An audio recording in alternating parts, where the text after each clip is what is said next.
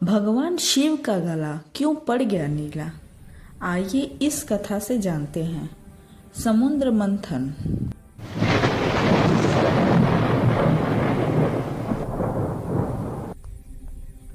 समुद्र मंथन की कथा। बहुत समय पहले जब देवता और दानव के बीच लगातार युद्ध होते रहते थे, तब एक समय ऐसा आया जब देवता अपनी शक्ति खो बैठे। इसका कारण था महर्षि दुर्वासा का श्राप। श्राप के प्रभाव से इंद्र और अन्य देवता बहुत दुर्बल हो गए और असुरों ने स्वर्ग पर अपना अधिकार कर लिया। देवता परेशान होकर भगवान विष्णु के पास गए और उनसे सहायता मांगी। हे प्रभु, हमारी रक्षा कीजिए। भगवान विष्णु ने कहा, यदि अमृत प्राप्त किया जाए तो तुम्हारी शक्ति लौट आएगी। इसके लिए तुम्हें असुरों के साथ मिलकर क्षीर सागर का मंथन करना होगा। इस पर मंथन की तैयारी शुरू हुई। मंदार पर्वत को मधानी बनाया गया और वासुकी नाग को रस्सी के रूप में इस्तेमाल किया गया। यहाँ पर असुर देवता से कहने लगे कि हम तुमसे ज़्यादा ताकतवर हैं, इसलिए वासुकी को हम लोग मुख की ओर से पकड़ेंगे। इस पर देवता राजी हो गए और वासुकी को देवताओं ने पूंछ की ओर से पकड़ा और मुख की ओर से असुरों ने।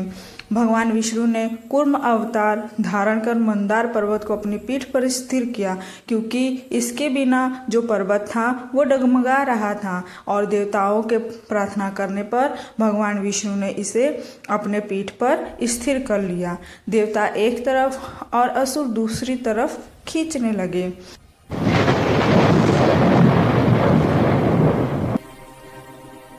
मंथन से निकलने वाले 14 रत्न।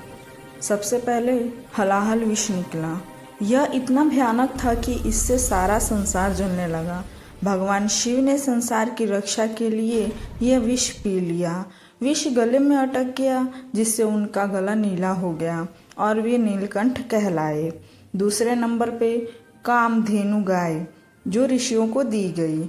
सफ़ेद घोड़ा राजा बलि को, ऐरावत इंद्र को, कौस्तुभ मणि भगवान विष्णु को, कल्प वृक्ष देवताओं को, अप्सराएं देवताओं को, लक्ष्मी भगवान विष्णु की पत्नी बनी, वारुणी असुरों को, चंद्रमा भगवान शिव के माथे पर धारण किया गया, परिजात वृक्ष देवताओं को, शंख भगवान विष्णु को, धन्वंतरी अमृत कलश लेकर निकले। अमृत देवताओं को दिया गया।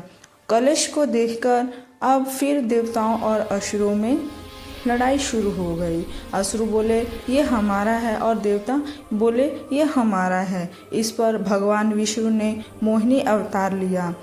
विष्णु को सुंदर स्त्री का रूप धारण कर असुरों को मोहित किया और अमृत केवल देवताओं को बांटा।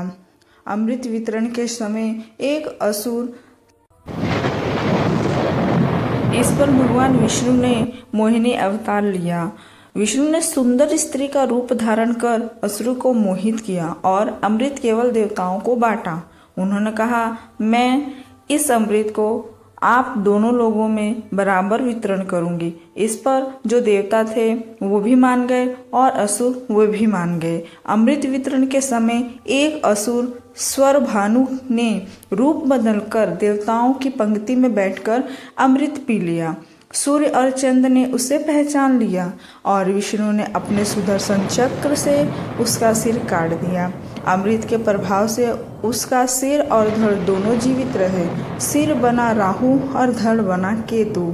इस प्रकार समुद्र मंथन की कथा समाप्त होती है।